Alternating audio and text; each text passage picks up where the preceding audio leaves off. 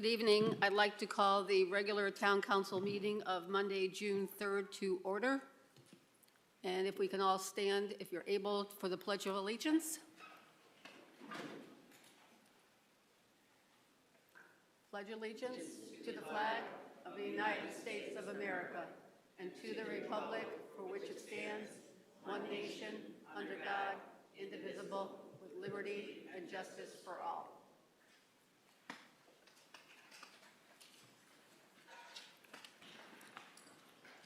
And if we can have roll call, please. Right. Councilor Bragansky. Present. Councilor Lewis. Councilor Balboni. Councilor Carey. Present. Mayor Delnicki. Here. Deputy Mayor Siracusa. Present. Councilor King. Here. Councilor Fitzgerald. Here. Councilor Pendleton. Present. Okay. I just have a few remarks prior to our presentations tonight. Thursday, June 6th, 2024 will mark the 80th anniversary of the D-Day landings along the Normandy coast during World War II. June 7th will be the 10th National Gun Violence Awareness Day. It is observed nationally on the first Friday in June. This will kick off Wear Orange Weekend on June 7th through 9th. So consider wearing orange to honor survivors of gun violence and remember the victims. June 14th is National Flag Day, which honors Old Glory and commemorates the adoption of the United States flag on June 14th, 1777. Sunday, June 17th is Father's Day. And now tonight, we have our 2024 Patriotic Commission essay winners here with us. I would like to call up Will Coursey and Daria Plummer to join me at the podium to present certificates to our 2024 essay contest winners. Got it.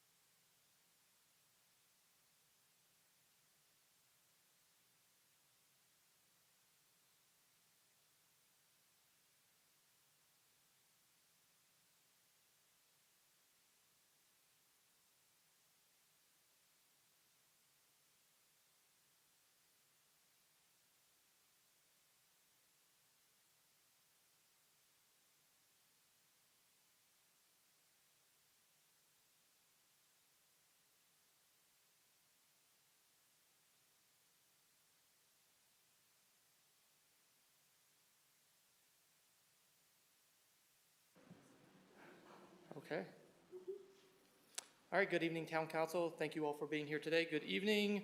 My name is Will Coursey, one of the members of the South Windsor Patriotic Commission. Each year, the South Windsor Patriotic Commission hosts an essay and poster contest for the students in South Windsor.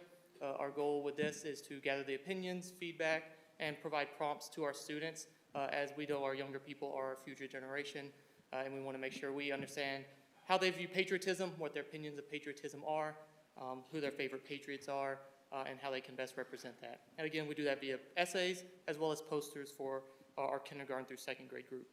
This year, for 2024, we had 35 students who submitted posters or essays into the South Windsor Patriotic Commission essay contest. And we came away with winners for the K through second grade group, the 3 through 5 grade group, 6th through 8th grade, and then our 9th through 12th grade high school group. So what we're going to do here, we're going to start from the high school group and then go towards the kindergarten group. We'll call up third place through first place. At the end of each group, our first place winner will have a chance to read their essay for the town council. Mayor Delnicki will present the certificate, and then they'll be invited to go around, shake hands, and then afterwards we'll meet in the foyer so they can reclaim their prizes. We also encourage next year for more students to participate. We have a lot of students in South Windsor. We would love to gather more essays from them, more posters, really encourage that throughout the town. Our winners this year, as every other year, for prizes, not only do they get the esteemed privilege of coming to the town council, they also had the chance to ride in the Memorial Day Parade last week, or this last Monday, as well as our third place winners won a $25 gift card to Barnes & Nobles. Our second place winners had a $50 gift card to Barnes & Nobles. And then our first place winners had a $100 gift card to Barnes & Nobles. So we give great prizes every year. Okay, so we'll go ahead and start here with our grade 9 through 12 high school group, with our third place winner from South Windsor High School was Darren Cardona. Darren?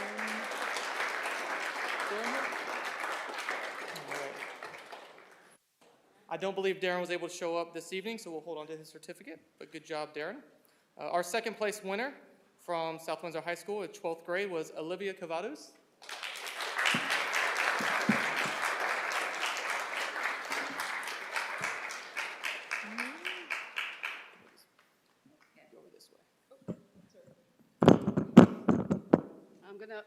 I'm gonna read one of the certificates. I'm not gonna read them all, but just everybody will get a feel of what all the certificates are reading. And it reads, Town of South Windsor, Certificate of Recognition awarded to Olivia Cavadas, South Windsor High School's second place winner, 9th through 12th grade, of the Patriotic Commission's 2024 Memorial Day Student Essay Contest, signed by myself, Mayor Audrey Delnicki, and Ed Golinski of the Patriotic Commission. He's the chairperson.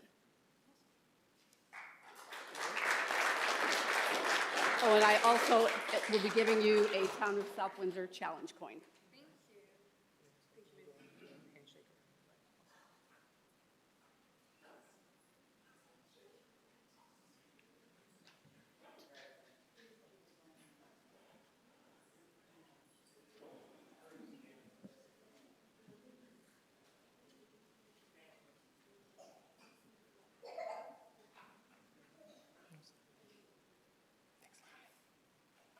Town manager?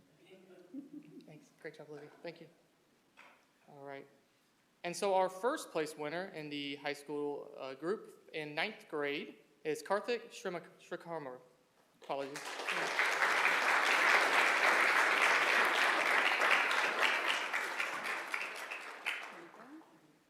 Congratulations. And So you want to help? Yeah. Thanks, man.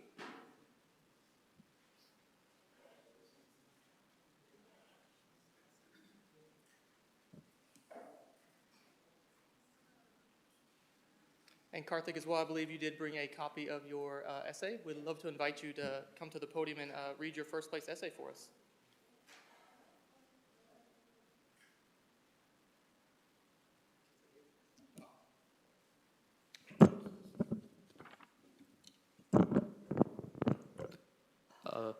Before I start, I'd like to thank the South Windsor Patriotic Commission for this opportunity.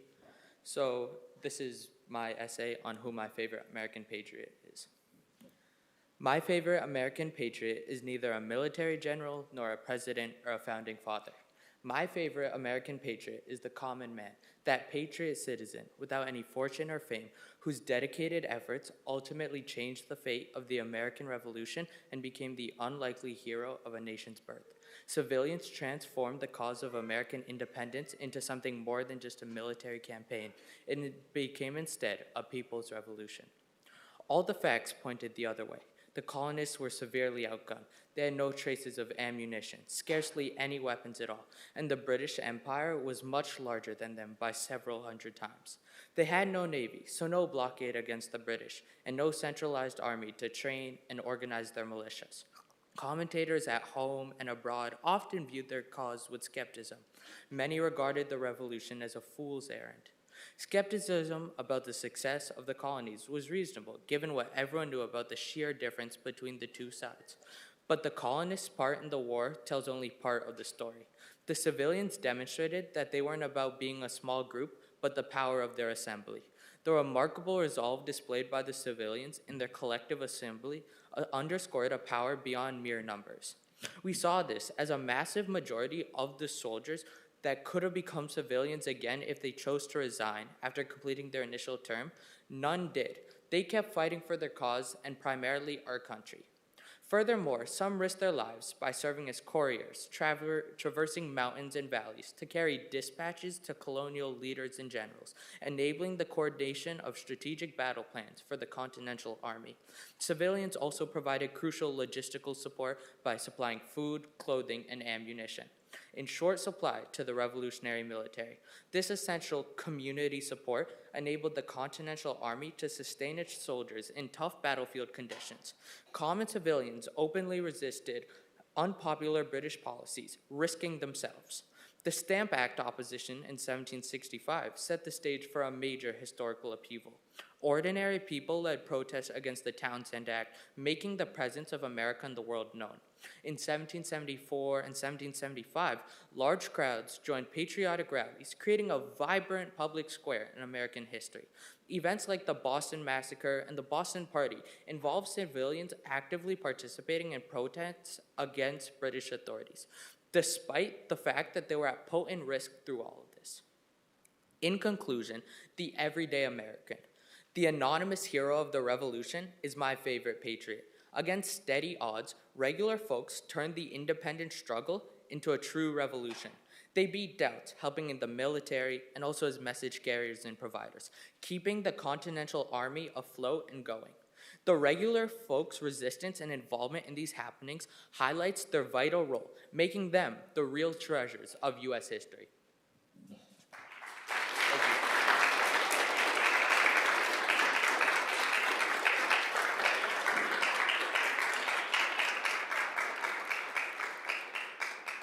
Thank you, Karthik. That was fantastic. Okay, in our middle school group, grades 6 through 8, our third place winner, so let me first, I should have said it earlier, our prompt for our high school was my favorite U.S. patriot. Our prompt for our 6th through 8th grade was, what does patriotism mean to me? That was their prompt for their essay. Our third place winner from Timothy Edwards Middle School in 7th grade was Kahi Pavitra.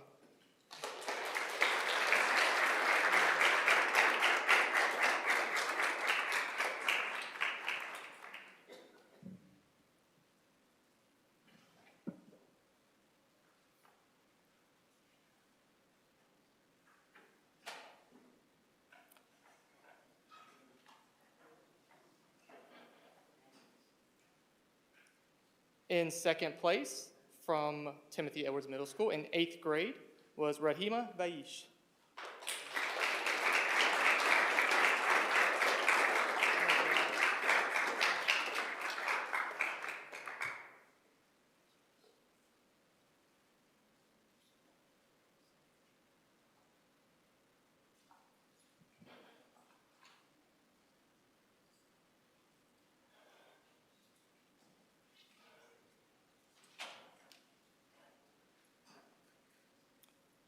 And then our first place winner in the middle school group in 7th grade from Timothy Edwards Middle School was Arohan Parida.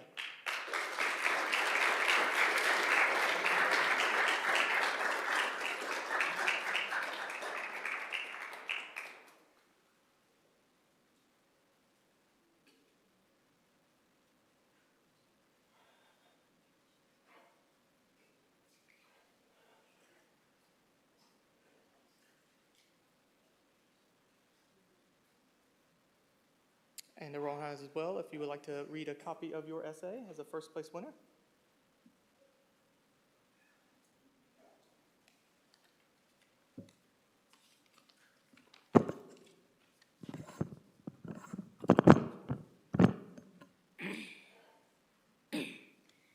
Patriotism is an intricate word that is often misunderstood. For me, it means a deep love and respect for my country, its people, culture, and history. It is a feeling of pride and honor towards my nation and a willingness to stand up for it when necessary. Patriotism is not only about waving a flag or singing the national anthem. It is about recognizing the sacrifices made by those who have fought to defend our freedom and way of life and honoring their memory. It is about being a reliable and active citizen who is dedicated to making our country a better place. To me, patriotism also means accepting our imperfections as a nation and working towards addressing them. It is about recognizing that our country is not flawless and being willing to work towards building a more suitable, impartial, and inclusive society for all. At the same time, patriotism is about observing our nation's strengths and accomplishments. It is about remembering the unique contributions that our country has made to the world and striving to uphold the values that make us great. Overall, patriotism is about love. Love for our country, love for our fellow citizens, and love for the ideals that unite us as people. It is about coming together as one nation, indivisible, with liberty and justice for all. Thank you.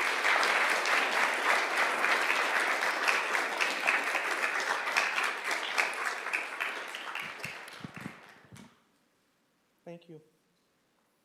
In our grades 3 through 5 division, their prompt was, my favorite Connecticut Patriot. Our third place winner was Arahi Chavadi from Orchard Hill Elementary School.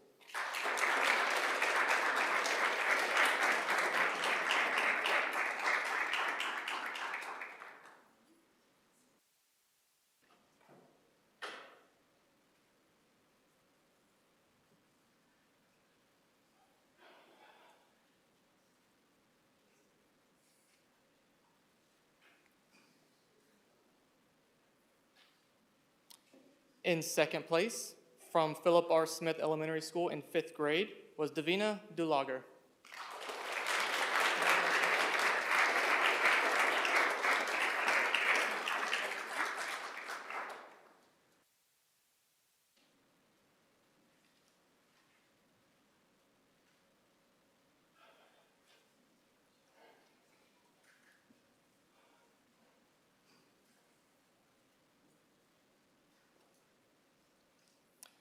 And our first place winner, from Pleasant Valley Elementary School in 3rd grade, Dhruv Ganesh.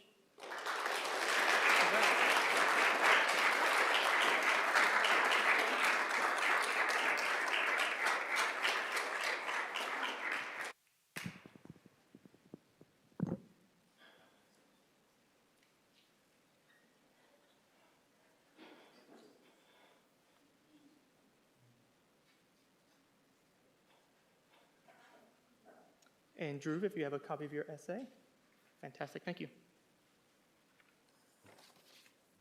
My favorite Connecticut patriot and why. A patriot is a brave person who loves his or her country and always stands up for it. My favorite patriot is Nathan Hale from Connecticut. Nathan was a weak and sick child. He displayed great mental willpower and turned into a strong boy. He grew up to be a great student and got admitted into Yale College, where he excelled in literature and debate. On his graduation day, Nathan participated in a debate and argued for the favors of girls' education.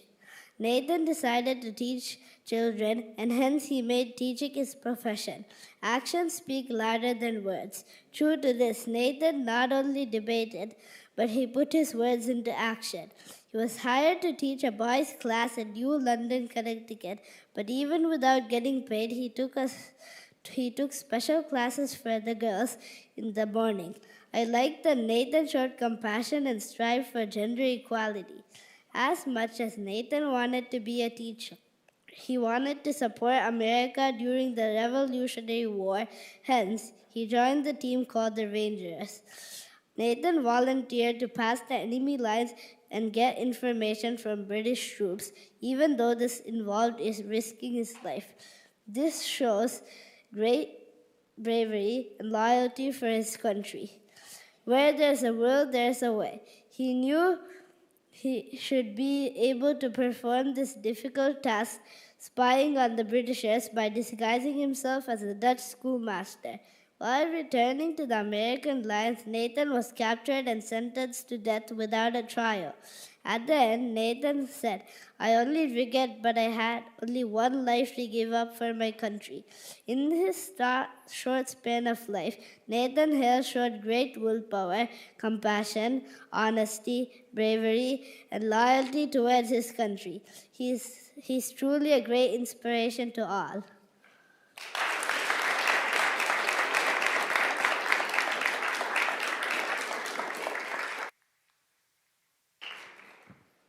Thank you very much. And our final group, our kindergarten through second grade group, again, they had posters instead of essays. Their prompt was, my favorite place to see the American flag. And I will ask, I believe we were missing one. Wait, have all three showed up? Oh, fantastic. Okay, good. So we'll ask them to come up, get their certificate, and then they have their poster with them as well that they can show you all, as well as shake hands. So in third place, from Orchard Hill Elementary School in second grade, was Varshitha Kanayan.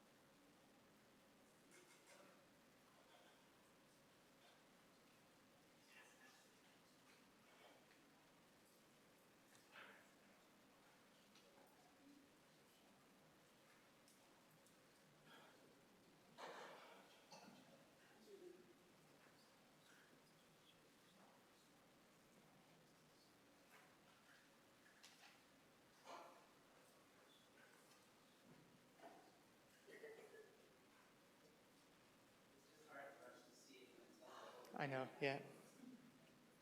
Thank you.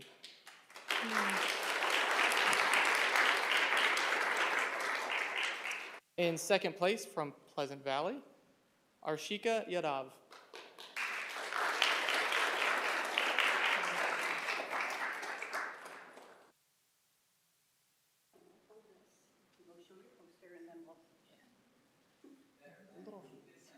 Yeah.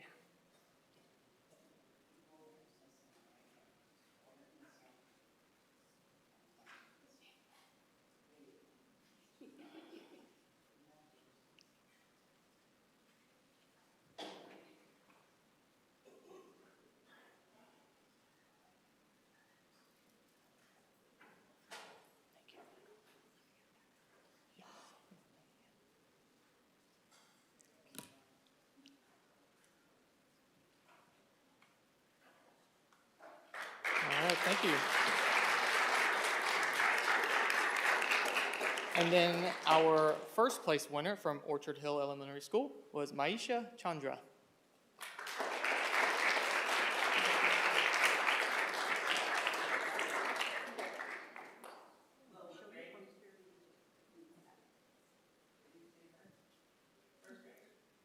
I didn't have the grade for this one. Was it there? I believe it's first grade.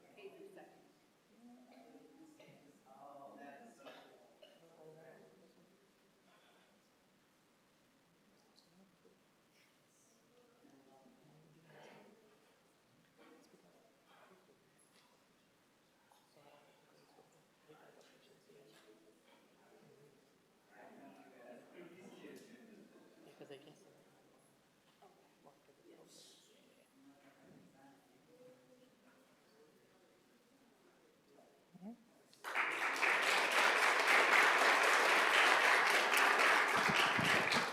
Thank you all very much. And again, we encourage more students to enter our contest next year. We'll announce when that opens, I believe in January or March of 2025 with new prompts. So thank you all very much for the honor, and thank you for all the students for coming out tonight.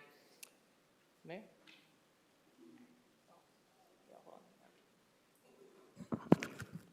And finally, I'd like to call Olivia Cavadas back up here, please.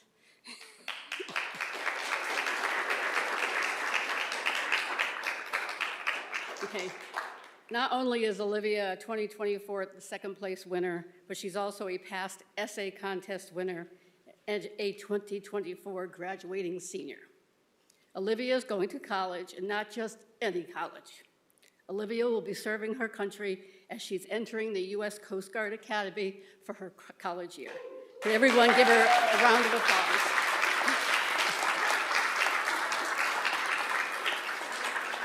And I have extra.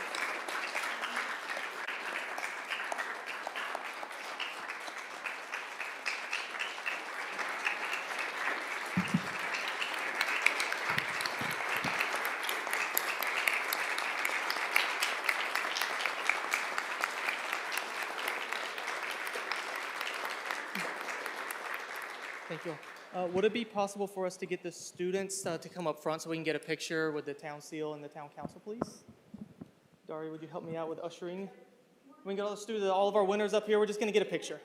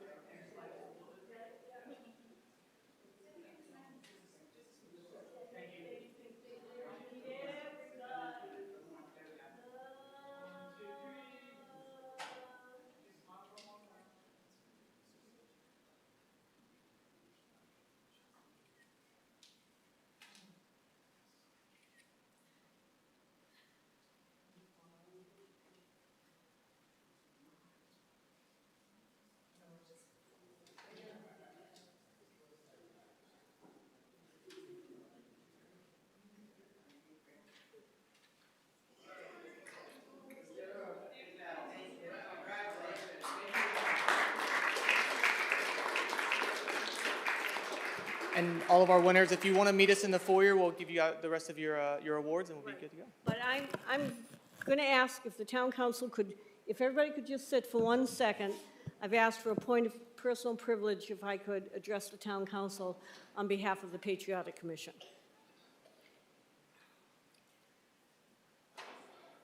Very few communities have what we have, which is a town-sponsored Patriotic Commission.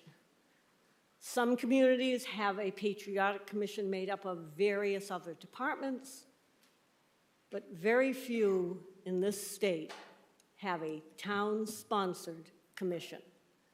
And I want to thank this council, present and past, for the support that you've always given us, and it is financial support, as well as time here. And if anyone wants to ask, where do my tax dollars go? Well, they go to support the programs that promote patriotism locally on the state level and nationally, but patriotism here, from students on up to anyone who wants to come to any of our functions. As far as I know, we are the only community in the state of Connecticut that celebrates Armed Forces Day with fireworks, and gratefully it didn't rain out again this year. Thank you, thank you, thank you. We do support our Memorial Day parade and the ceremony at VMP. Likewise, we have a ceremony for Veterans Day, but for Memorial Day, I want to quote one of our commission members, Paul Mozzicato, who said he strove this year and last to ensure the fact that this large community of 27,000 people had a small town feel to its Memorial Day parade, and he has succeeded. We are a small town feel, but with great things happening with the Patriotic Commission. We are in the schools for Veterans Day. We have banners hanging throughout the town, not our program, but we assist. We have our essay contest winners, and they are magnificent. Reading and choosing is extraordinarily difficult. We do have Armed Forces Day. We celebrate with family and friends, Memorial Day, Veterans Day. I just cannot say enough to say thank you, because what we have here is a great community. It's not a small community anymore. We have moved on from that category, but we do have that wonderful small-town feel. So thank you very, very much.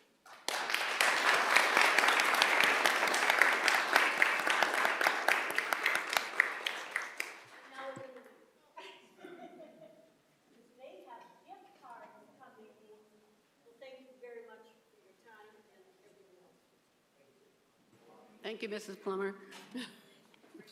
And thank you, Will.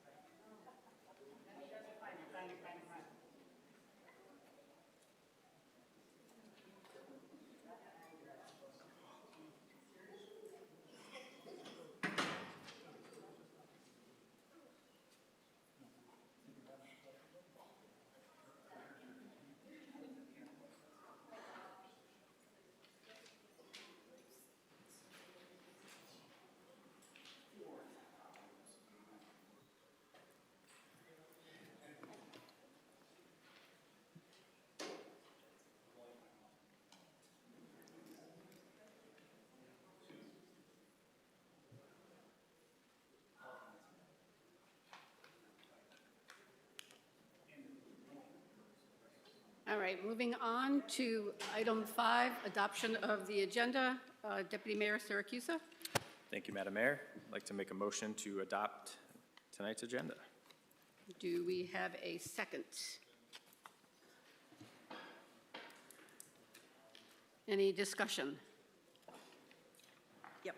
Councilor Carey? I'd like to make a friendly amendment there on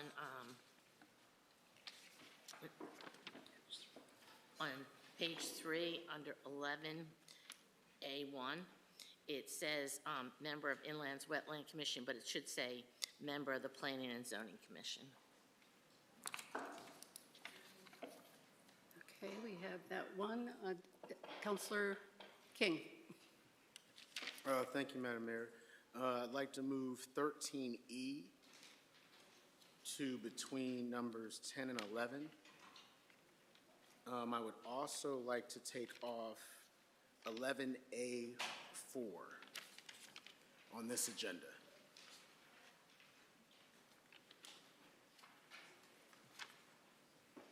Any other discussion, changes? Seeing none, motion to approve the agenda as amended. Yes. Are we just voting on what he wants to have removed, or are we going to ask for more? More? Do you have more besides the 2 that Councilor King? Yeah. Okay, go ahead. Oh, I thought we were going to vote on his first. Okay. No, I'm doing this. All of them together? Yep. Well, 13C, I have a question about, because I don't recall us having a discussion, and now it's going to citizen input. So I believe that this should be a discussion item first before we take any action on it. I don't know why this is on the agenda as just taking action right away without a public presentation to the council members. It should be presented to us first as a discussion item, and then we can take action on it. So I ask that we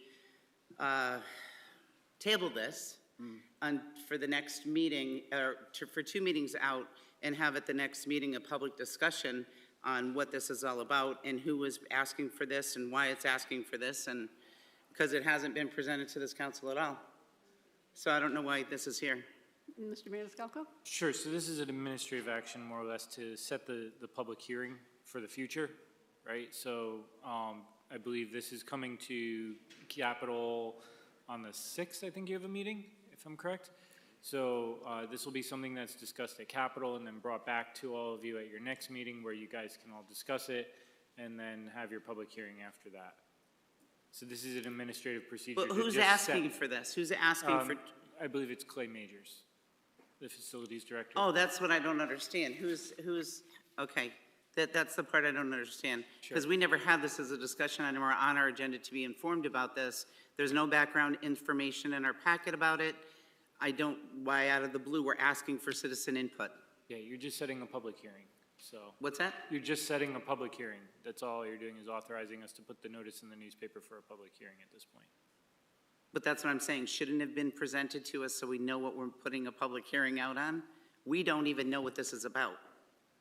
We, this council, is asking for citizen input, but it's never been presented to this council. That's what I'm saying. So you're asking us to put this out there. So on June 17th, if we can have a discussion item on this, and Clay can present, or you can present, or someone can present the information on this, put it in our packet, and then we can set the public hearing that evening. So I'm asking to postpone this until the 17th, have it on as a discussion item so we can receive information, and then we can set. I think the idea was to try to be as efficient as possible. So on the 17th, you will have that information from Mr. Major and myself, and then you'll also have your public hearing from the public, and then you'll be able to, discuss and have a resolution at that meeting. But I think it's assuming that we're going to send this to public hearing. That this is assuming that we're sending it to public hearing without us even making a decision on it. Well, you're required to, if capital non-recurring, if the capital committee decides to use this funding, which I think there probably will be a decision, then you have to have a public hearing to then use that funding. But that's what I'm saying, Mr. Maniscalco. We know nothing about this request or what this is about. And Wood Library is a nonprofit, and I don't recall us ever giving money to a nonprofit. Like, there's so many questions. Well, you did start a project for Wood Library, I don't know, 3-4 years ago at this point, that was voted on by the town council. So that project's been ongoing. There's cost overages associated with it. The HVAC project, this is part of it? Thank you. See, none of that's in here. None of that is being explained to us. These guys don't know that. They weren't here 3 years ago. Gotcha. You see what I'm saying? So they have no idea why this and where this is happening.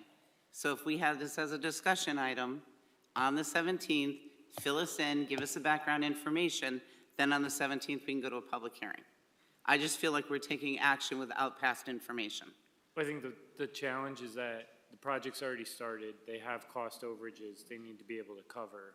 They're trying to get it done as efficiently as possible so that there's, least impact to the project. So are you prepared this evening to answer questions about this project? I can answer some of the questions you would have, sure. Okay, because I'm just surprised to see it on here without us having information on it. And that's something I'm reading, so I'm not sure. I was here, but they weren't, so. Okay. Then I guess you could leave it on the agenda. I just was questioning because we have no information on it, so. So you're all set? Yes. Thank you. We have a motion and a second to approve the agenda as amended. Second. Any further discussion? Seeing none, all those in favor? Aye. Aye. Opposed? Motion passes. Moving on to item 6, communications from the town manager. Thank you, Madam Mayor. In terms of our splash pad update, the town held its grand opening of the splash pad on Wednesday, May 29th. Staff have decided, due to the countless delays on the part of Raindrop, to hold back a percentage of funds as a penalty. We're going to be working with our town attorney and doing that. At the point of writing this report, we were also waiting on the slide. I'm happy to report that we've received the slide, although it hasn't been reported back to me if it's been installed yet. I understand the public's frustration in bringing this project to completion. If staff had not stopped the installation, the splash pad would not be functioning properly by the end of the summer due to the deficient installation. As a result of making those hard decisions, the splash pad will operate for many years to come, and I will tell you it was incredibly rewarding seeing a number of the children running around and having a good time and laughing and enjoying the water on the splash pad. So it's a great addition to Nevers Park. In terms of our summer camp, we've hired all our staff for summer camp. Staff training is taking place just this last weekend, and Old Orchard Hill is being set up for summer camp moving forward. So as all of you may know, summer camp staff has been a little difficult in the past to fill all those positions, so we're very pleased to have done that. Our farmers market also opened this last weekend on June 1st and runs through October 5th for the season at Nevers Park. And the pool is also open this last weekend at noon for the season. And I'm pleased to report that the department is fully staffed with lifeguards, swim instructors, and gate attendants. Those are other positions we've struggled to fill over the last few years. And then finally, Governor's Highway Neighborhood OSTA report. The town is in receipt of the report from OSTA, and the Legal Traffic Authority is currently reviewing the results and determining the best next steps. We are currently planning to have the Chief of Police at the next meeting to present the findings and suggestions moving forward. Also, one item not on the report is our collections update, just for everybody to be aware. We're currently at 99.38%, and in comparison to the same time last year, we were at 99.41%. So we're 0.03% off from where we were last year. I know the ladies in that office are working hard at making their collections. That being said, I'd be happy to answer any other questions the council has. Councilor Carey? I just wanted to commend your Public Works and Recreation Grounds staff for the Tap a Truck project. We went to that, for those of you that don't know about it, the second grade classrooms from one of the schools gets invited, and they have the opportunity to explore exhibits, get on the equipment, there's demonstrations. The kids seem to have had a great time. I know I had a great time, and I was just totally impressed with it. Put it on my Facebook page, and I had a number of friends from Pennsylvania and Jersey who said, oh, wow, that is so cool. We wish our town did that. So really nice job. I thought everybody did a phenomenal job. So thank you. Thank you, Councilor Carey. Deputy Mayor? Thank you, Madam Mayor. First, I want to make like a semi-public service announcement regarding the splash pad. When I was out there, I noticed a lot of kids climbing on what's actually a water table. It's not a, saw online somebody called it a bird bath feature that parents were actually having their kids wait in line to climb up. You know, that is solid concrete underneath there. That is a water table. I want to follow up with a question. What are we doing to make that more known on the site? So staff have been working today on site in terms of making sure that it's well marked and placarded as best as possible so that people do understand it's not to be climbed on. That being said, I do think some onus remains amongst parents that they need to keep an eye on their kids as well while they're there. So, because we could put as many signs on it as possible and the kids are still going to climb on it, unfortunately. So, sure.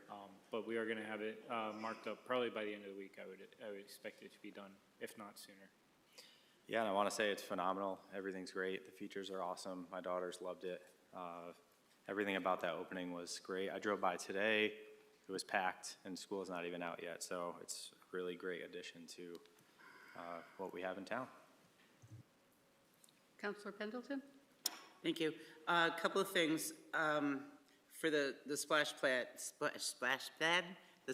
pad. Awesome, getting that up and running, and thank you with working with the company and getting everything cleaned up and cleared up and making it rock and roll for this year. The other thing that I want to mention is it was brought to my attention, and I'm mentioning this to you because you are emergency director of our community, and I'm not sure if we as a council can do anything. I was brought to my attention that many of our telephone poles are owned by Frontier, and they did an inventory inspection of those poles, and those poles have the letters FTR in front of them in the road, and they have an arrow pointing to them, and on the pole itself has a red circle with an arrow pointing down or pointing up. That means that that pole is condemned and no one can climb that pole because the pole is either rotted underground with the arrow down or rotted up with the arrow up. And there's one right in front of my house because I had an issue with my cable, and I took the cable person informed me. But I was wondering, there's many poles within my development because my development was built in 1956, 54 to 56, and those poles could have been original with that development. My pole is condemned. If it's to go down, it would fall on driveways with cars. It has wires if we get a bad storm. I don't know how rotted they are. I don't know if we can write a letter to Frontier asking the status of the replacement of those poles, what their intent is, or anything like that. But I do know that there's quite a few in our community. That's just a little Yeah. FYI. I can certainly try to reach out to them and see if we could get anywhere. In all honesty, Frontier's been one of the more difficult utilities to work with in the community, so we'll do our best to see what we could do. Eversource has been going through and been replacing poles systematically over the last number of months for people who haven't seen, so we could see about trying to elicit a similar activity from them, but I can't make you promises until I talk to them. So.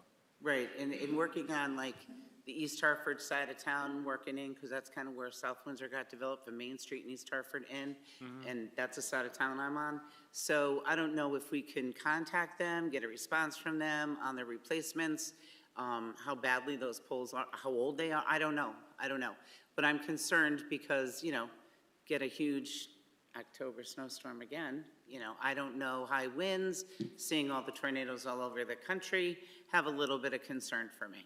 Sure. So, thank you. Also, I want to say congratulations to the Patriotic Commission and thank you to our town staff at the police department, the rec department for Memorial Day services and the parade. It was phenomenal. It was great. It was awesome to see you march with your family and all the other counselors marching. It never gets old. It's a day of solemn remembrance, and it was a wonderful day, even though it rained. Sitting out in the rain is a wonderful thing, just to think about where the ones that have fallen have been, and we can survive the rain. But it was a beautiful day, and it's a beautiful park, and I'm so happy it's paved. Thank you. Yeah, I was thinking of the same thing when it was raining on Memorial Day. You and I sat here looking at each other. I was the drowned rat. I didn't, no curls, so. Andrea. It's an A. Any further discussion? No questions? All right, moving on to item 7, public input for items on the agenda. Public input shall not exceed 30 minutes. When recognized by the mayor, the speakers shall approach the lectern, give their name and address. Speakers shall avoid personal attacks or impugning or alleging an improper motive to any person. The speakers may address the council on any item on the agenda. The speaker shall limit their speaking time to 5 minutes. Quick question, Madam Mayor. In the town manager's report, there was an implication that you were going to be interacting with the chief of police, the local traffic authority tonight on Governor's Highway. So is it officially part of the agenda or not? It also appeared regarding the Governor's Highway reconstruction. I know there's a number of people here tonight to speak to the issue. We just need to know Well, it's not an agenda item. It's just in his report that the chief of police will be at our next meeting to give the report. We thought that meant this meeting, so we misinterpreted. Thank you. Yeah. Thank you. Did you sign in? Okay, thank you. Anyone else who would like to come forward at this time?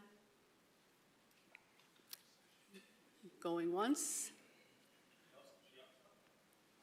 Just a quick question regarding the Pioneer polls. Is that on the agenda tonight, right now? I was going to tell you my start to them, but okay.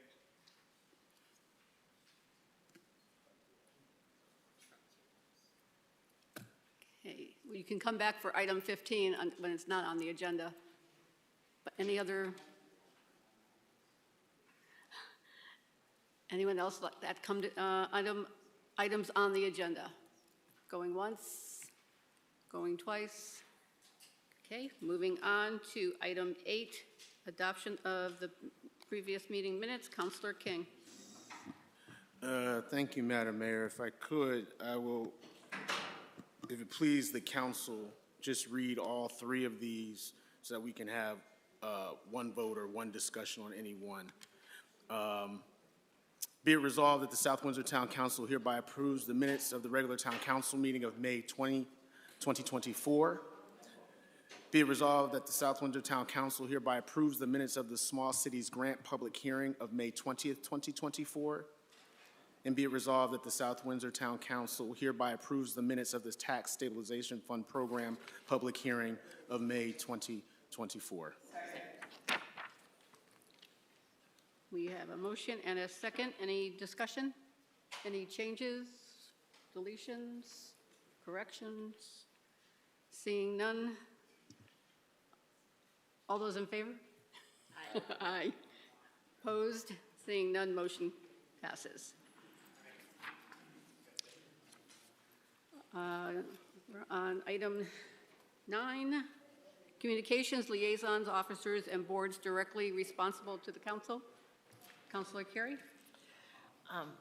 I attended the Open Space Task Force meeting, which was at 5 o'clock today, and just thought that they talked about putting QR codes at all the parks so residents could link to the trail maps.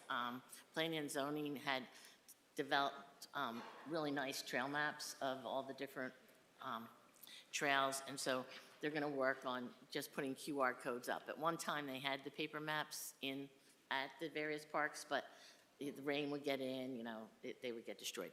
So thought that was a good idea. Just wanted to share. Okay, thank you. Councilor King? Thank you, Madam Mayor. The Arts Commission met last week. Vibrant Commission. They plan on doing a lot of things, so I'll have other reports as they come, but I just wanted to make sure that everybody knew that they met. Okay. So they're excited about moving forward. All right, thank you. Councilor Fitzgerald?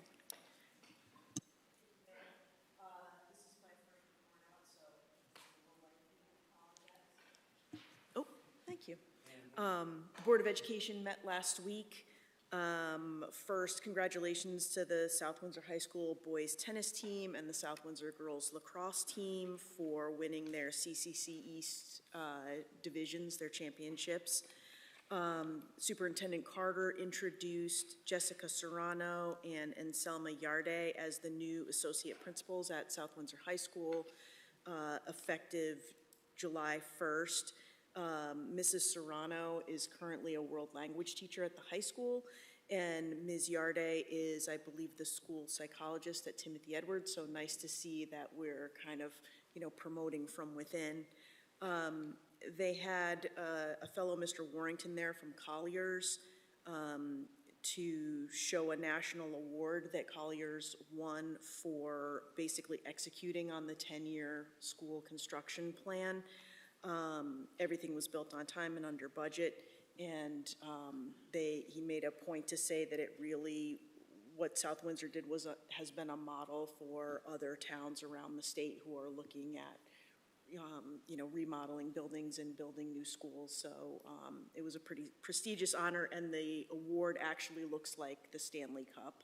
So it was massive.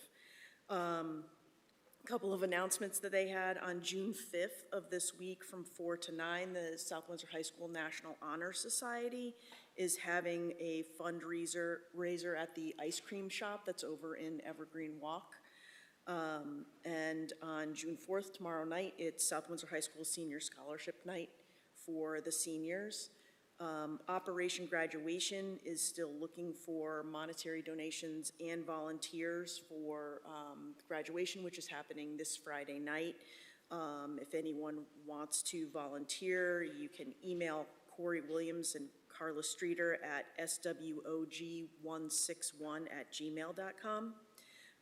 The Timothy Edwards Middle School Chamber Orchestra performed during the Board of Education meeting, and they were phenomenal. And just goes to show the, you know, the incredible activities and things that we provide to our students here in this town. The Board of Ed approved the $70,000 reduction to the Board of Education budget and took it from their pension fund, I guess. And Superintendent Carter made a point that it's just kind of deferring down the line, because with increased enrollment and no opportunity for attrition, there isn't going to be kind of reductions in future pensions. So just a point she made. They also announced that, you know, in previous years, students have been able to get free lunches as part of the ARPA funding from COVID. But next year, all meals will be paid at all of the schools except for students that are on the free and reduced meal plans. And then lastly, Chef Erica, who is in charge of the school food service program, was singled out by Superintendent Carter and all of her staff for the work they did in the food service department during the pandemic for the school and for the entire South Windsor community. So I thought that kind of bared repeating here, that they really did yeoman's work during that time, not just for the students and their parents, but for the whole community. Thank you. Great, thank you. Any other comments? Okay, moving on to item 10, reports from committees. No committees. Moving on to item 13E, Councilor King. Thank you, Madam Mayor. This is a resolution accepting the resignation of James Bailey from the Housing and Fair Rent Commission, which will be effective May 28, 2024. I move that it be resolved that the South Windsor Town Council hereby accepts with regret the resignation of James Bailey from the Housing and Fair Rent Commission, again effective May 28, 2024. Be it further resolved that the South Windsor Town Council extends its thanks to James Bailey for the time dedicated to serving his community by his membership on the Housing and Fair Rent Commission. We have a second? Second. Any discussion? Seeing none, all those in favor say aye. Aye. Aye. Opposed? Seeing none, motion carries. And moving on to consent agenda 11, Councilor Carey. Be it resolved that the South Windsor Town Council hereby appoints Michael Ouellette as a member of the Planning and Zoning Commission for a term ending November 10th, 2025, to replace the unexpired term of Michael LeBlanc, and postpones consideration of this motion until the Town Council's next regularly scheduled meeting. We have a motion and a second. Any discussion? Seeing none, all those in favor? Aye. Opposed? Seeing none, motion carries. Moving on to 11A2, Councilor Fitzgerald. Motion to approve 11A2 through 11A3 as a first reading.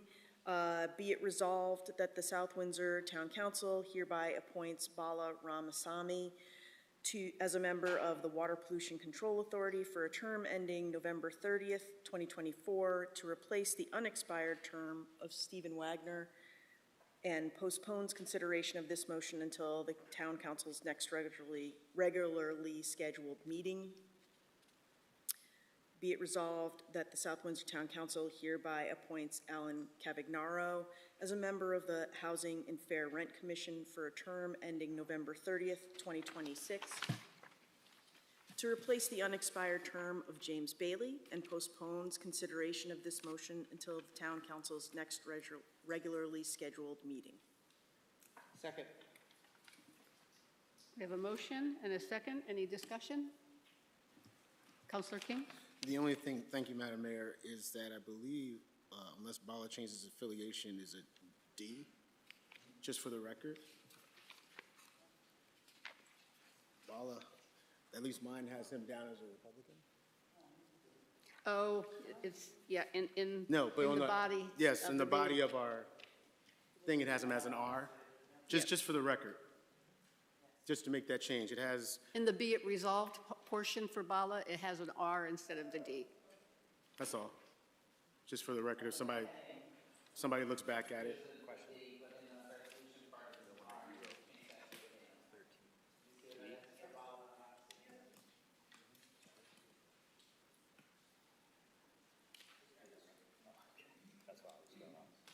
We voted on this, right? No, I know, that was discussion. Right, and he had a discussion, okay. All those in favor? Aye. Opposed? Seeing none, motion carries. Moving on to item 12, unfinished business. Discussion item, smoking ordinance and parks survey results. Deputy Mayor Siracusa. Thank you, Madam Mayor. Yeah, I think it was our first meeting.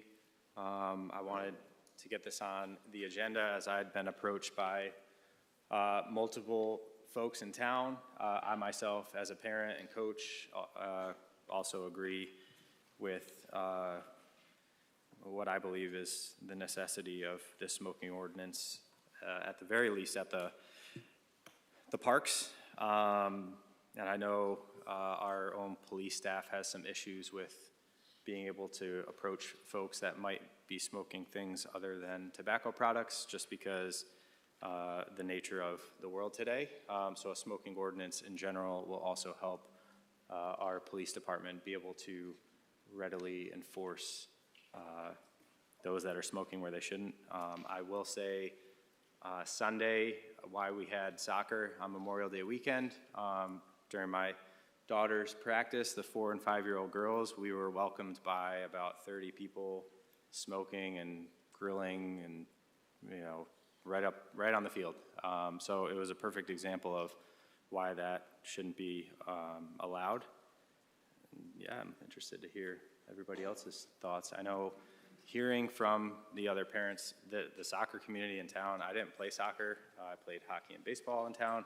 But there's a ton of people that play soccer in town, and I cannot find a single parent in the soccer community that wouldn't want this. I will say too, with that new beautiful outdoor workout facility, the thought of potentially working out now outside and, you know, somebody just posting up, smoking a cigarette or whatever.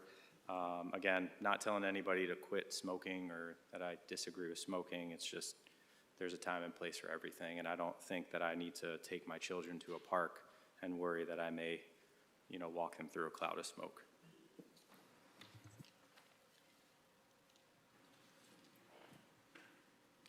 Councilor Carey.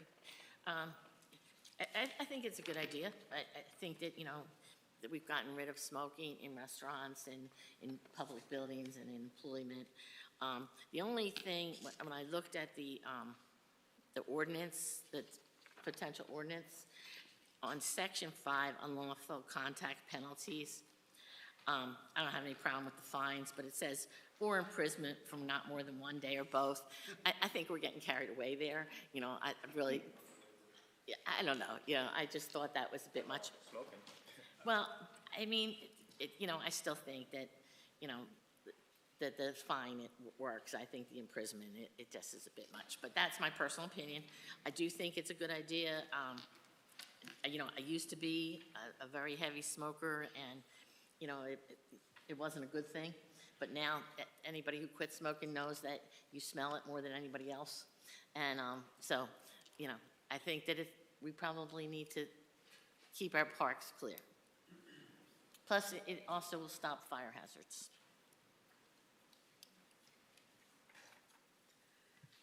The $99 fine, is that the maximum that could be done in a ordinance like this? I'm not positive. I don't have an answer for that one. I'm not positive. I'd have to do some research to find out.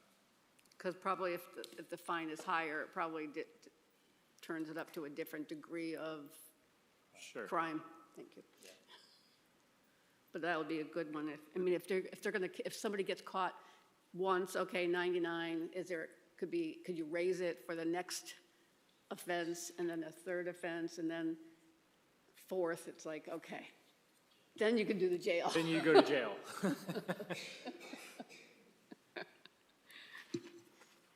Councilor Pendleton? Mr. Maniscalco, is the town going to designate the smoking areas with signs? Yeah, so I believe at the table today, I had asked Ms. Keys to do just a rough look at different areas in town and identify where she might have those signs. So you should all have a packet just to look through and peruse whenever you have a free moment.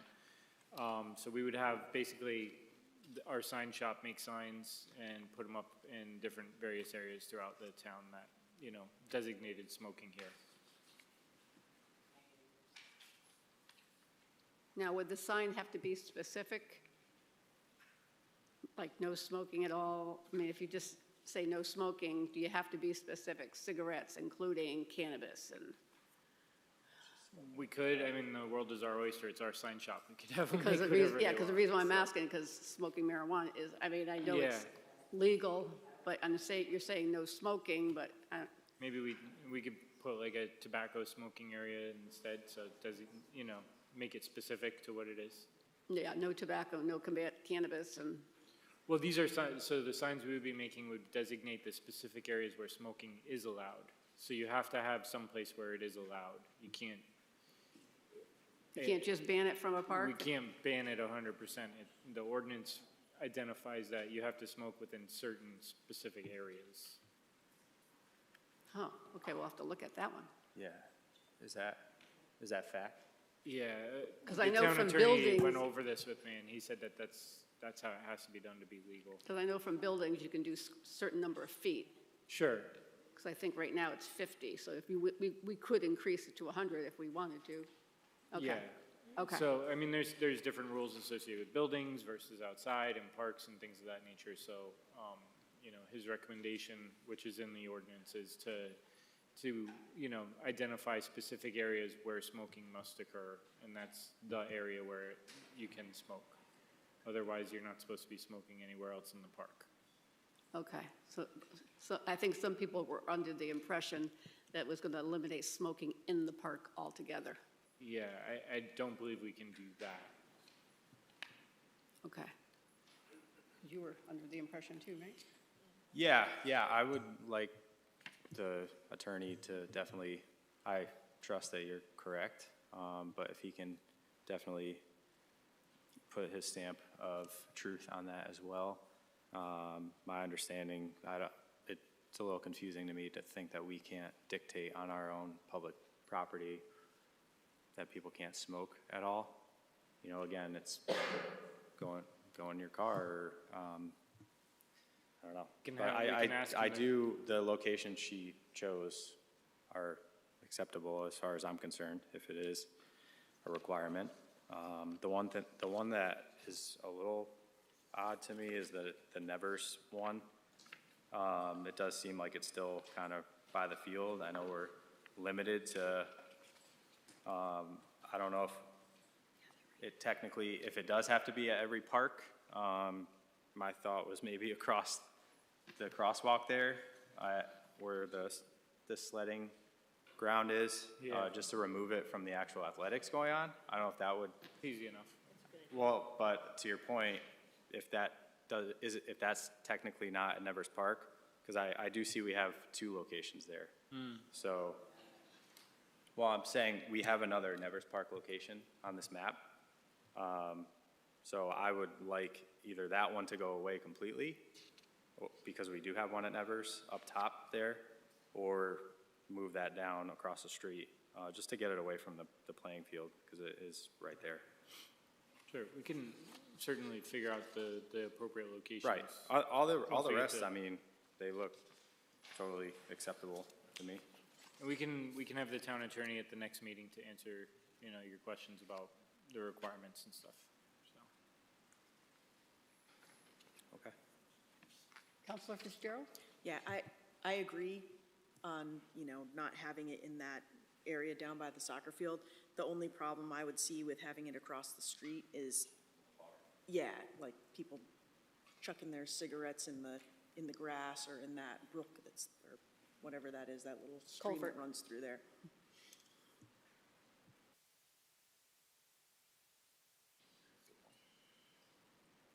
Any more discussion? You want the next steps is just to confirm with the town attorney? Yeah, I mean, my hopes was that this would have already been done by now before the spring. I guess what are the next steps that would have to be done? Set a public hearing for the ordinance?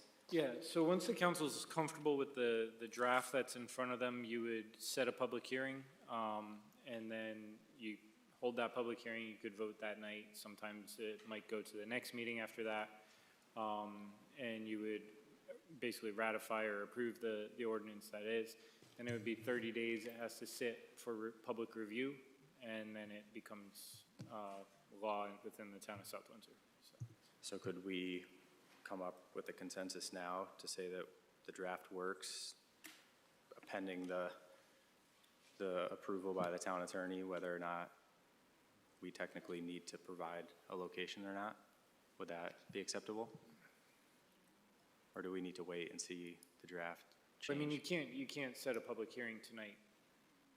Well, you could, I mean, you could add a public hearing, setting a public hearing to your agenda since it's a regular meeting. So you could do that and then, but I don't know if it's worth the rush, I don't know.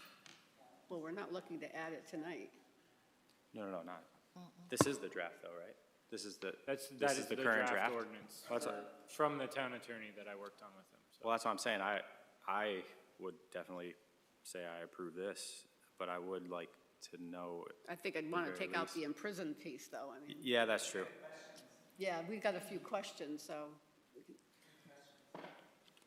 Yeah, because the $99 fine, can we do higher, get rid of that imprison thing? I mean, one more discussion and possibly set a date, next meeting, for the following meeting after that.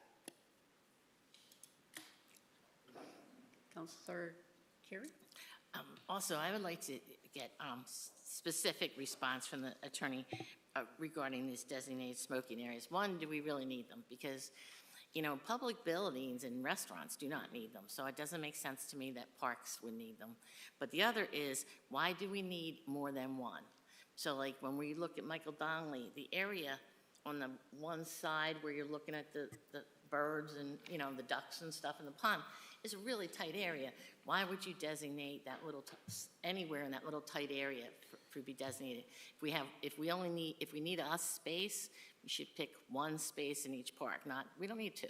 Yeah, we don't, I mean, this was, you know, Molly's first pass at it, and that's what she came up with. We certainly could give her that feedback and have one at each park, and it's not a problem, so. Yeah, so I think we want to understand from the town attorney, what are the real rules on this, you know? Because I would hope that maybe we don't need to designate any space, because I think you're right. We're going to have people, like, you know, I'll use an example. I was just down in Ocean City, New Jersey, and their boardwalk and their beaches are smoke-free. There are no designated smoking spots. You want to go smoke, go find the street. There is nothing on the boardwalk, and there's miles of beaches, and there's nothing on those beaches. So I would think maybe we don't need a designated spot.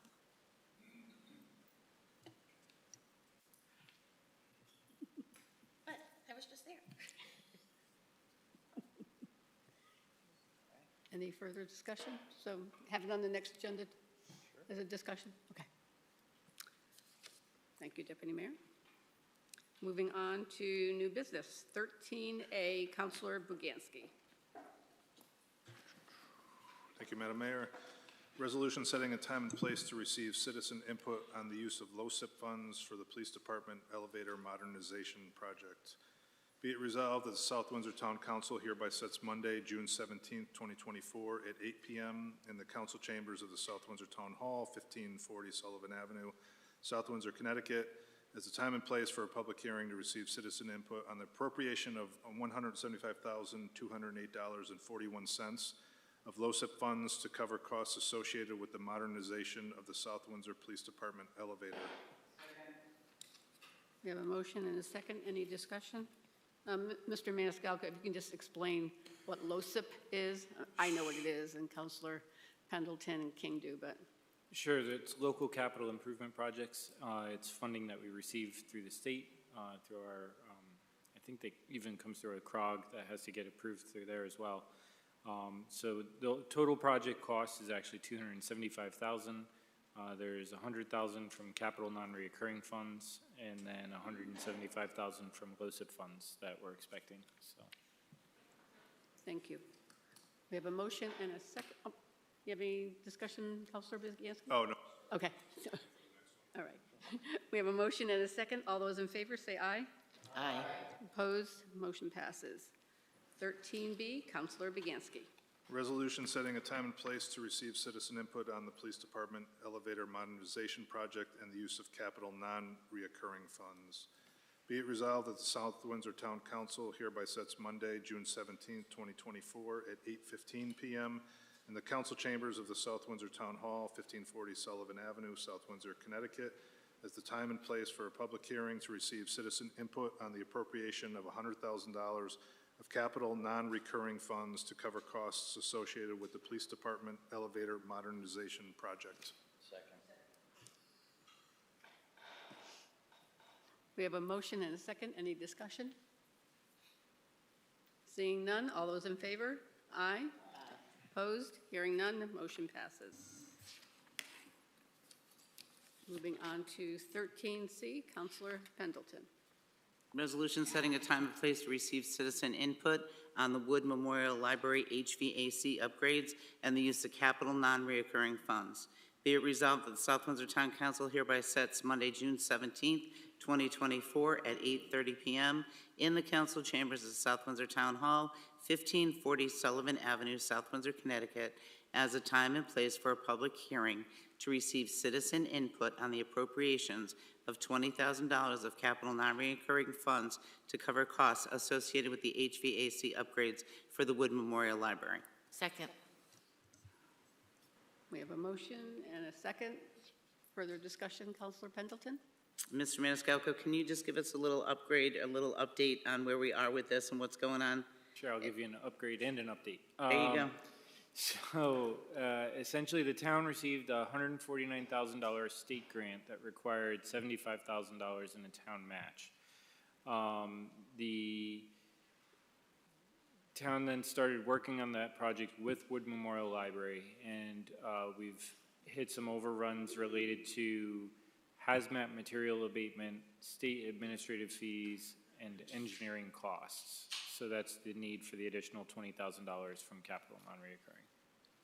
Mr. Maniscalco, does that cover our percentage of the grant? That $20,000 will cover our percentage that we have to pay? Our percentage is actually already covered, is my understanding. The problem that we have is because you took a state grant, you're required to follow state requirements and rules, and typically those rules, unfortunately, drive costs higher. Okay. And this will be the end of the request for the HVAC? I hope so. Well, that's why I'm saying what I'm saying. Yeah. Because I'm hoping so too, yes. Yeah. All right, thank you. Thank you. We have a motion and a second. All those in favor? Aye. Opposed? Seeing none, motion passes. Moving on to 13D, Councilor Carey. Resolution setting a time and place to receive citizen input on the plan of conservation development. Be it resolved that the South Windsor Town Council hereby sets Monday, June 17th, 2024 at 8:45 p.m. in the council chambers of the South Windsor Town Hall, 1540 Sullivan Avenue, South Windsor, Connecticut, as a time and place for a public hearing to receive citizen input on the plan of conservation and development. Do we have a second? We have a motion and a second. Do we have any discussion? Seeing none, all those in favor? Aye. Opposed? Hearing none, motion passes. Moving on to 13F, Councilor Fitzgerald. Resolution approving a request to fly the Pride flag from June 4th, 2024 through June 30th, 2024. Whereas Town Manager Michael Maniscalco received, reviewed, and signed an application requesting that the Pride flag be flown from June 1st, 2024 through June 30th, 2024, be it resolved that the South Windsor Town Council hereby approves this request and asks that Town Manager Michael Maniscalco have the flag raised on the flagpole at the Wapping Community House on Tuesday, June 4th, 2024, and lowered on Sunday, June 30th, 2024. We have a second? We have a motion. We have a second. Any discussion? Seeing none, all those in favor say aye. Aye. Opposed? Hearing none, motion passes. Moving on to 13G, Councilor Balboni. Thank you, Madam Mayor. Resolution accepting the resignation of Daniel Kane from the Housing and Fair Rent Commission effective May 28, 2024. Be it resolved that the South Windsor Town Council hereby accepts with regret the resignation of Daniel Kane from the Housing and Fair Rent Commission effective May 28, 2024. And be it further resolved that the South Windsor Town Council extends its thanks to Daniel Kane for the time dedicated to serving his community by his membership on the Housing and Fair Rent Commission. We have a motion, a second. Any discussion? Seeing none, all those in favor, say aye. Aye. Opposed? Hearing none, motion passes. Moving on to 13H, Councilor Balboni. Thank you, Madam Mayor. Resolution approving refund batch 45 for 4 tax refunds totaling $885.14. Be it resolved that the South Windsor Town Council hereby approves 4 refunds, the total of said refunds being $885.14 and as more fully described in Exhibit A. We have a motion, a second. Any discussion? Seeing none, all those in favor say aye. Aye. Opposed? Hearing none, motion passes. Moving on to item 14, patches of new ordinance. Having none. Moving on to item 15, public input for any matter. Public input for any matter over which the council has jurisdiction shall not exceed 30 minutes. When recognized by the mayor, the speaker shall approach the lectern, give their name and address. Speaker shall avoid personal attacks or impugning or alleging an improper motive to any person. The speaker may address the council on any item over which the council has jurisdiction. The speaker shall limit their speaking time to 5 minutes.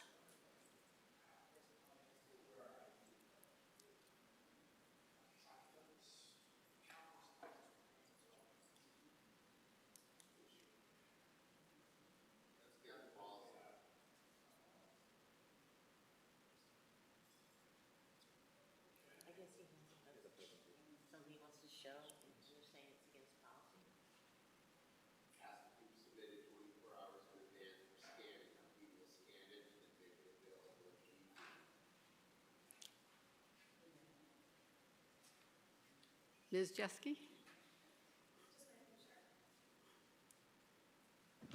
Hi, Linda Jeske, 70. I'm sorry. I don't want to be a Debbie Downer here, but I'm really glad the splash pad is up. Can't say it either. Over the last week, I've driven by that area several times, and lots of activities. It's great. Problem I have is that I see people parking at the senior center and walking over.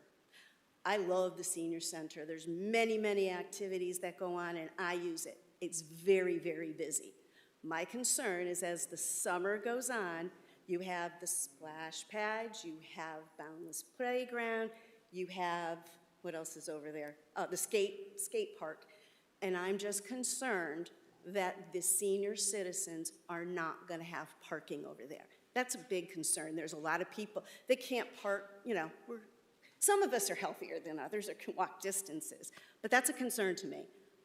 So I don't know if anybody thought about that, what else there is to do. I mean, even days when kids aren't out, we've walked, the parking lot can be full because of all the things that we do. And I just hate to see the seniors be not misplaced, but, So that was my concern. Thank you. Thank you. Good evening. Will Corsi, 65 Lewis Drive. Since I'm wearing this shirt tonight and have already been up here once, I might as well jump up here again. One of our, again, member of the Patriotic Commission, just want to give a bit of a plug. We do a lot of events throughout town, the Memorial Day Parade, ceremony, Armed Forces Day, so on and so forth. One of our lesser known events, each year or throughout the year, we go around town and we collect up all the old, worn, tattered, and used American flags. We collect those and we store those. We also have drop boxes throughout town. And if anybody ever needs assistance with flags, we are happy to go out and collect flags. And then every year, once a year, we hold a flag retirement ceremony. That will be occurring this Saturday at 9 a.m. at the Upper Veterans Memorial Park, the upper parking lot. So all are welcome. We generally have a very small crowd. It's a very humble experience because we are retiring old, worn flags and ceremonially burning them. But just want to put a plug out there because it is one of our lesser known events that if anybody would like to come and join us, as we retire our American flags, you are more than welcome. Thank you. Thank you. Anyone else like to come forward?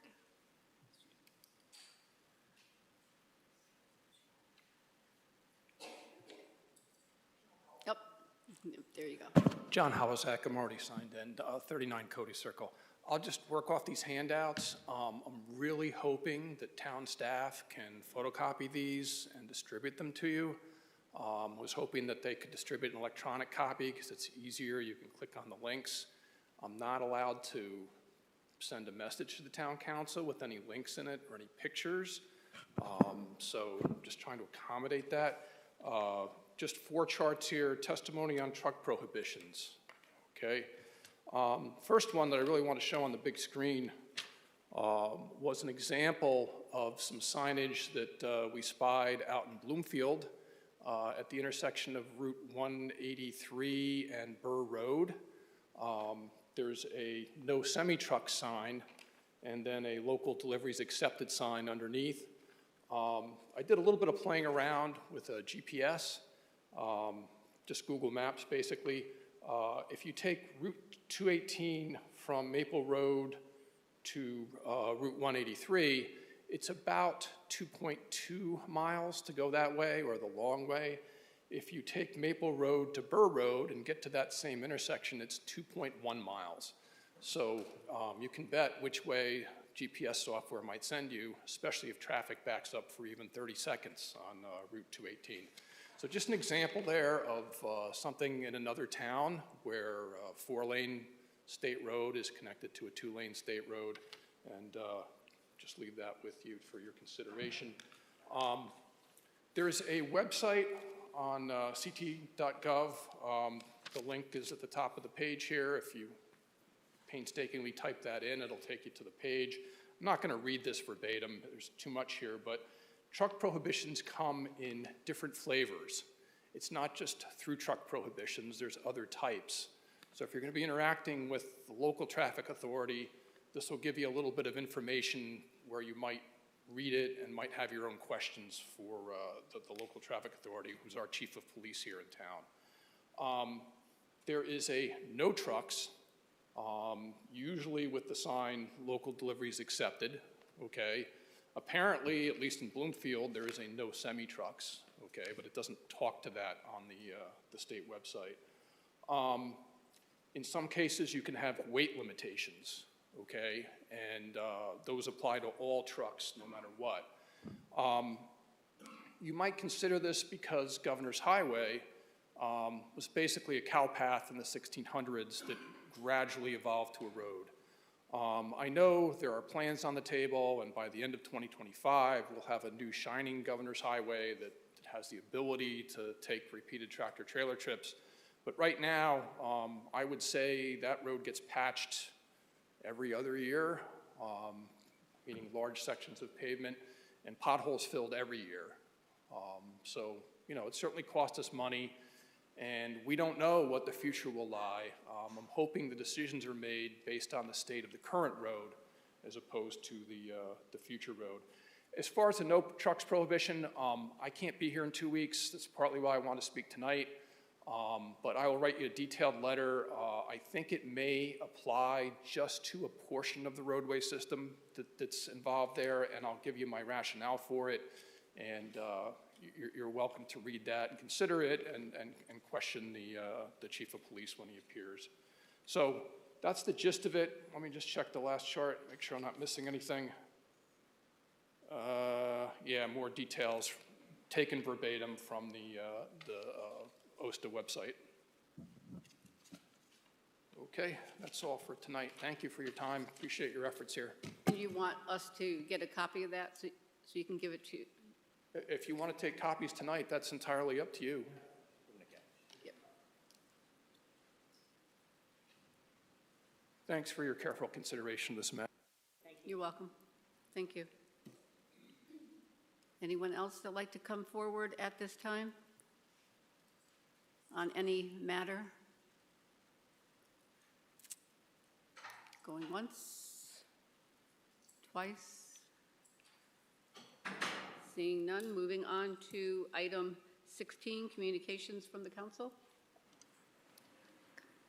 Deputy Mayor Siracusa. Thank you, Madam Mayor. Couple things. My daughters and I had the pleasure of marching in the Memorial Day Parade. It was amazing to be able to talk to them about what the day meant. As a veteran myself, it was just really special for me to walk with them. It made me pretty emotional throughout the day, and just seeing them wave and seeing their friends.